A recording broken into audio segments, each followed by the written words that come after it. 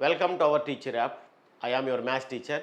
Today we are going to discuss about applications of trigonometry of class 10th.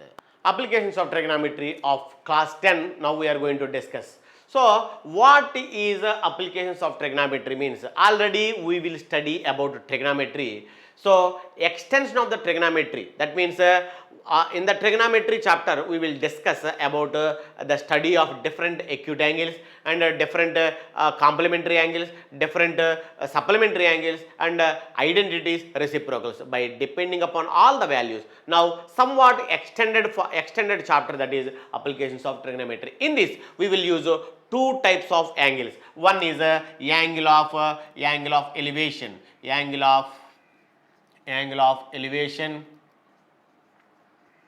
and second one is angle of depression. So what is elevation and what is a depression? So when you see an object which is far away from us, from here a top of a pillar if you observe, that is called angle of elevation. Elevation means from down to top, that means we will be under the lower part and the object will be on the top of our eyesight. So from down to top whatever you observe, that is called angle of elevation. That means we will observe from here. Suppose if you consider this is our eye and this is our eyesight and this is the pillar here. So whatever the angle we observe from here, that is called, this is called angle of elevation. And coming from angle of depression, depression is nothing but from top you will sit on a particular building or you sit on a particular pole. From there what is happening on the lower part which we are going to observe, the angle between our eyesight and that particular object is called angle of depression.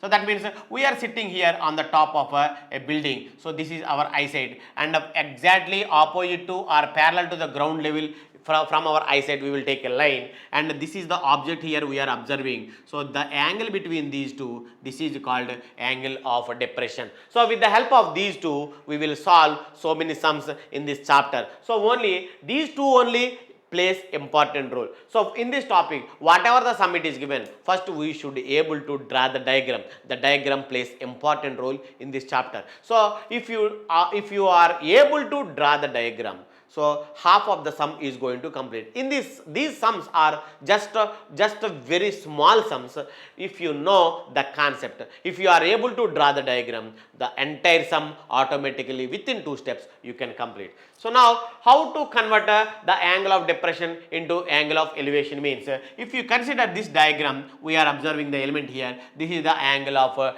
depression. Now if you take two parallel lines, a pair of parallel lines, if you take the line which is intersecting the two lines, this is called transversal line. So in the transversal line alternate angles are equal. So this angle will be and this angle will be equal. These two angles are equal as these two are alternate interior angles. So if you consider this angle and this angle are equal, now we will not discuss about this one. Finally we will use the angle which is alternate to this one and this angle we will use and we will find to solve this sum. So whatever the sum it is given, so in a particular right angle, whatever the diagram you draw, that will be considered as a right angle triangle. Out of the 3 sides, either 2 sides if they give, we can find the third side, or one side if they give and this angle is given, third side we can find. So these are the different modulations or different shapes of particular sums which we are going to solve in this chapter. So in this chapter only 2 concepts, that is angle of elevation, angle of depression.